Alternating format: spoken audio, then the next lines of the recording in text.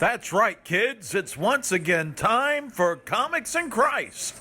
In today's episode, The Batman Needs a Friend. As we go through the confirmation of the Bat, and we use the movie Batman Begins, the Chris Nolan Bativerse, to talk about what it means to be individuals on a journey and to celebrate the potential that is held for us through God's love. Now, last week we talked about the parental figures in Bruce Wayne's life, specifically through the Chris Nolan. We did pull in some of the Gotham narrative into that conversation, but I want to extend it even further because we are not on this journey alone.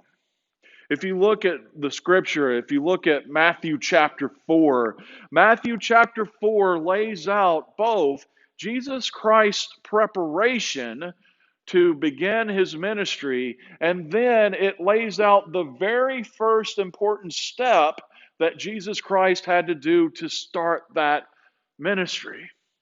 We see the fight and the struggle that Christ goes through in the wilderness, battling the deceiver to proclaim his strength to go forward in the battle. And if we use the Chris Nolan universe example, as we saw before, I would say that would be his time with the League of Shadows.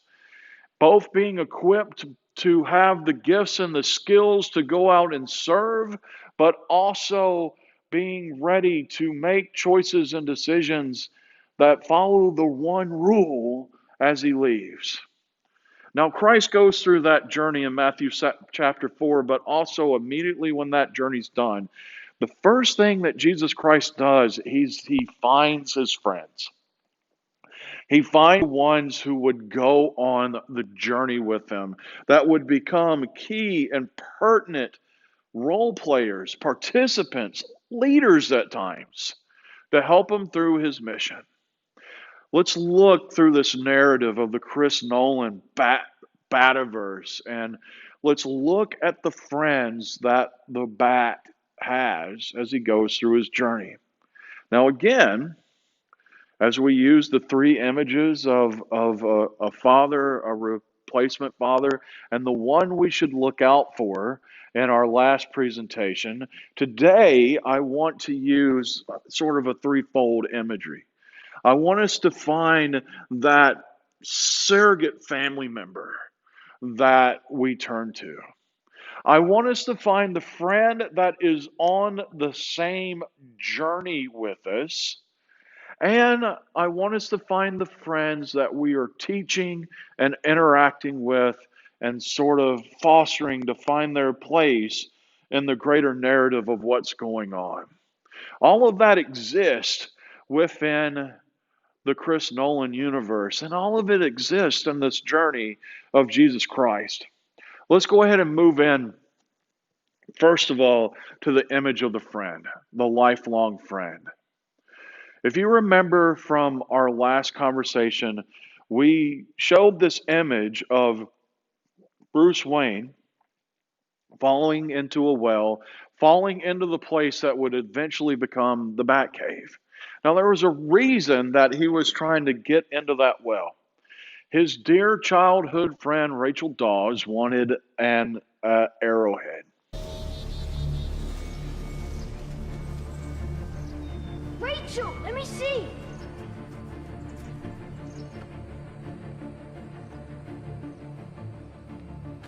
Can I see? Finders keepers, and I found it.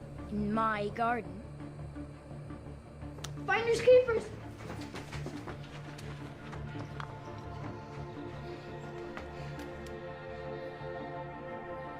Bruce?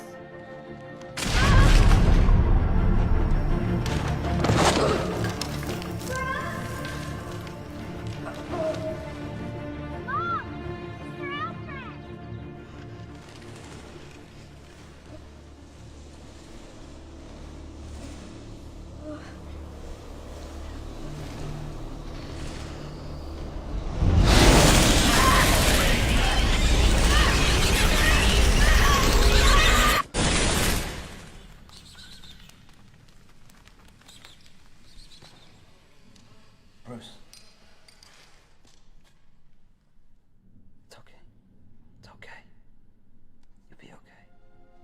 Will we be needing an ambulance, Master Wayne?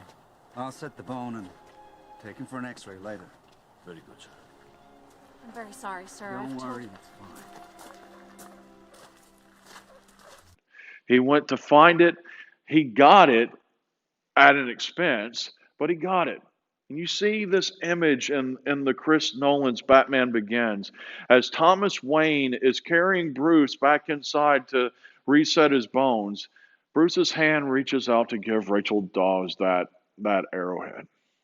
Rachel Dawes becomes a very crucial component to Bruce Wayne's life.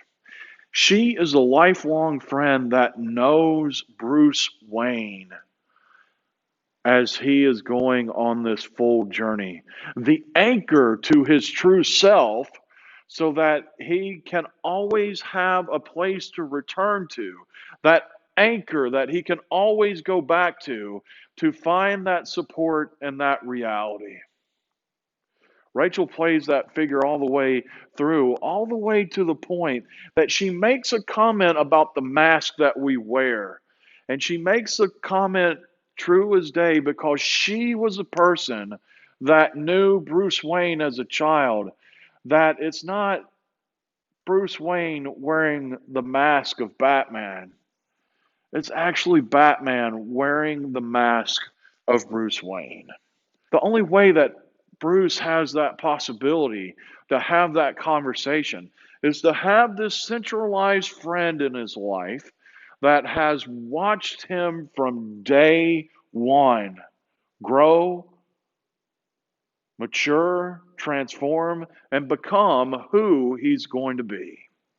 It's the presence of Rachel Dawes that makes that possible. The lifelong friend. You know, Christ deals with that within his life. And then when he moves into this ministry, he has people who are with him from day one, watching him slowly teach, perform miracles, transform the world in such a way that others find blessings from his presence, but the others are on this journey with them, and they know the true heart, the sincerity, and the intent of Jesus Christ in making all of this visible and all of this true. It's through that journey that Jesus Christ has this anchored support with other people so that Christ always has someone that he can turn back to help him refocus and to stay true to the task. That is the necessity of the disciples and the reality of Rachel Dawes. I hope, and it's hard even more anymore, I get it. You know, we live in this transient life culture. Not very few people still live where they were born. I live on the complete other side of the country from where I was born. And we don't really live culturally in a place that we have these lifelong friends that we can turn to and help us stay focused because they're not right there next to us. You know, thankfully, right now, we've kind of been living in this place that social media has become the salvation of community.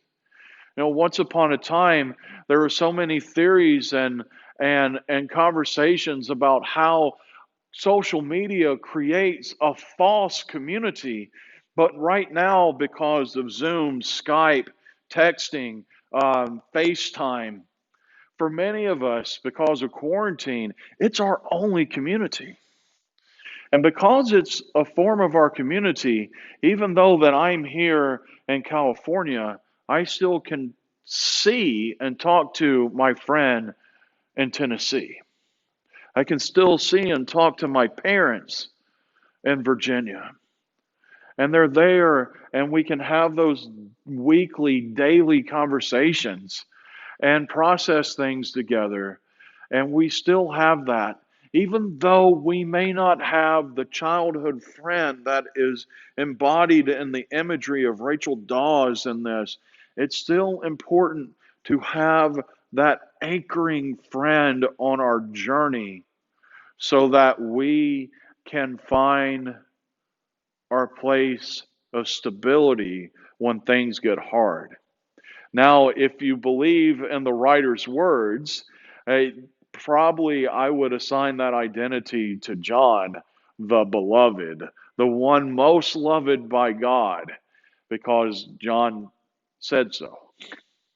I would put that identity on John for Christ. Christ had those anchoring figures in his life.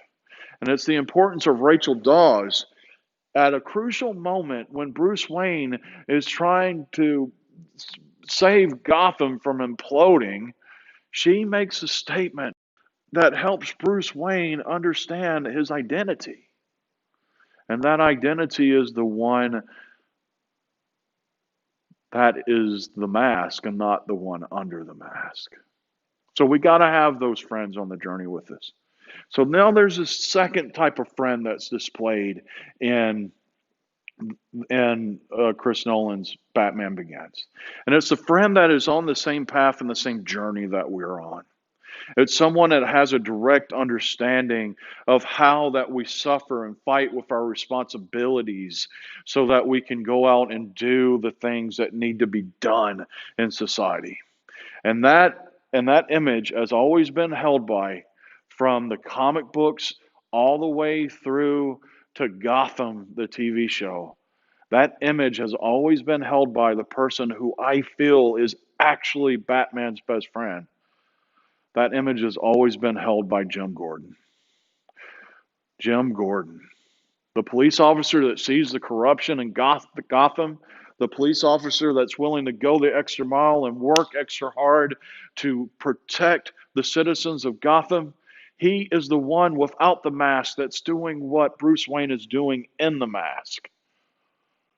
And I've seen that kinship between those two characters, that they are able to turn to each other in very pivotal moments of need and be the person that understands the true situation and helps the others deal with that situation.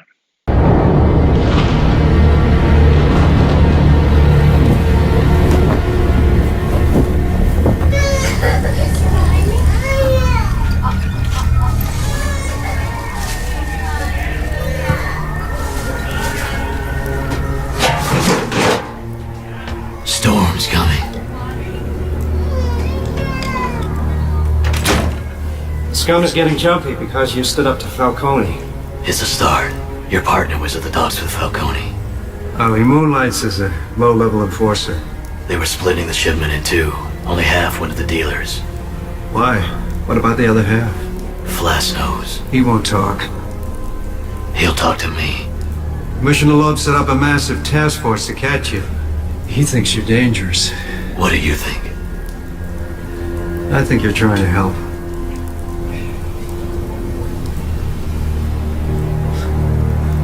But I've been wrong before. Now, many of us haven't quite figured out who we are. A lot of us are on this journey of trying to discover our identity. But you know what? Here's the cool thing, kids. There's other people that way too. There's other people that are struggling with pitfalls and trying to find out who that they are, that they just need that caring soul to walk with them, talk with them, joke with them, make them laugh in hard moments so that they can deal with the hard moments and see how those hard moments are shaping them to become who they're going to become. That is a true reality.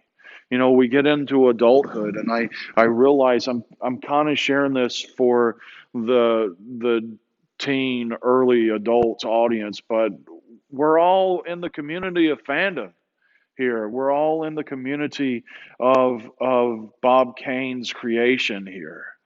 And as we look at that this video, I'm hoping, becomes for someone a common point. You know, we might not be going through the same struggles, the same concerns, but we have the same passion and the same love for the bat. And hopefully that these conversations and that one common sharing point will help someone that I may never meet figure out what's going on and keep going.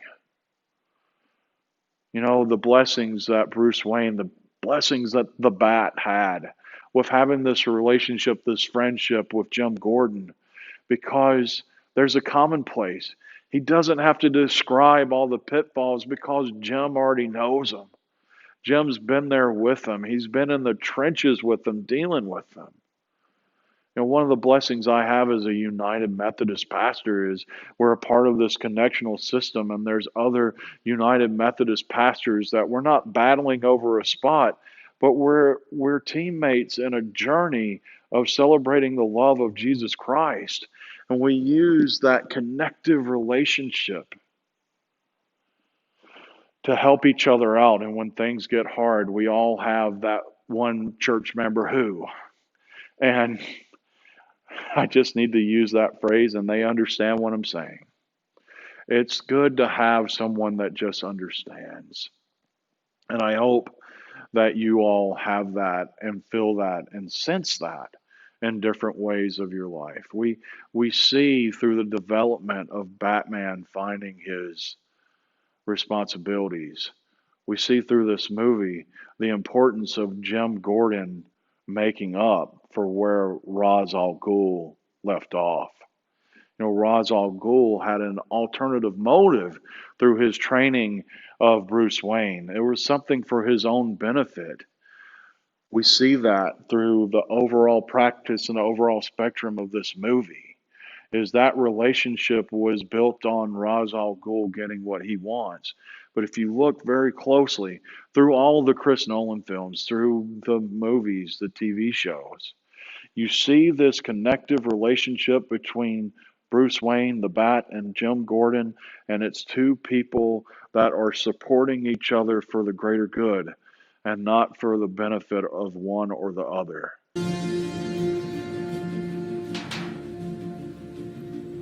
Nice. I couldn't find any mob bosses. Well, Sergeant. Oh, it's Lieutenant now. You really started something. Bent cops running scared. Hope on the streets.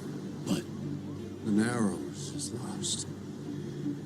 I still haven't picked up Crane or half the inmates of Arkham that he freed. we will. We can bring Gotham back. What about escalation? Escalation. We start carrying semi-automatics, they buy automatics. We start wearing Kevlar, they buy armor-piercing rounds. And you're wearing a mask, jumping off rooftops.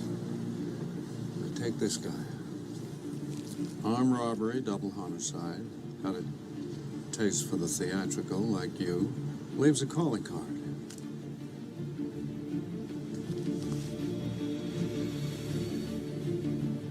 I'll look into it. I never said thank you.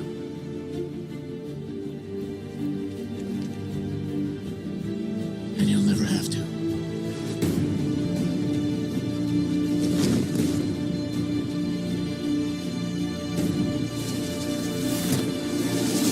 A co-beneficial relationship. I hope that's something that you can find in your life. All right, then there's this third thing. Bruce Wayne has a relationship with Gotham. Bruce Wayne has a connection to Gotham, and there's something about Gotham that Bruce Wayne loves.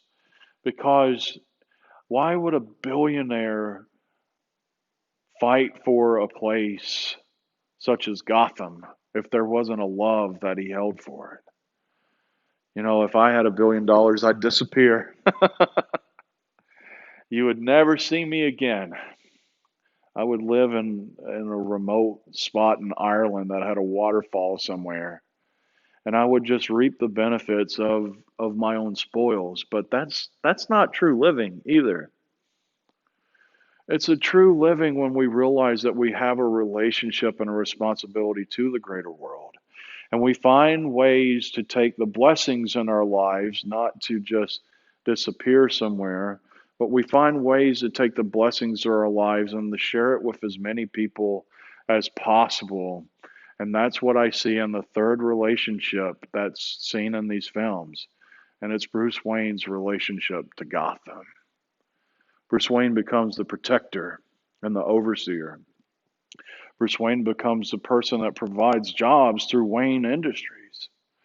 Bruce Wayne becomes the person that he steps out to be an image of the playboy billionaire, but he also steps out to be the image of the Dark Knight protector that gives the greater community hope. That third relationship is important because it's the way that we use what we get from the first two relationships. In our relationship with the Rachel Daweses in our lives, we get hope. As we remember the foundation of who we are reminded of our identity. When we look at the relationships that we have, much like that of Jim Gordon, we have that one fellow soldier going through the trenches, going through the battles, going through the same situations and the same trials and tribulations with us. And we can just easily just have that conversation without saying anything more than necessary. We are able to still have that conversation with them and to stay rooted and to keep going. And both of those relationships produce hope. And hope inspires us in ways that we could never imagine. And then it becomes a challenge of how do we use that hope? Do we use that hope for our own benefit to disappear somewhere? Or do we use that hope to go out and to spread as much hope possible so that we can begin to see a transformation in the greater world and the greater society? When I look at these three levels of relationships that exist in the Gotham Batman universe, it all shares a story of if we stay anchored in our identity, if we find that confidant that we can turn to and struggle with, we can find a hope that will transform the greater world.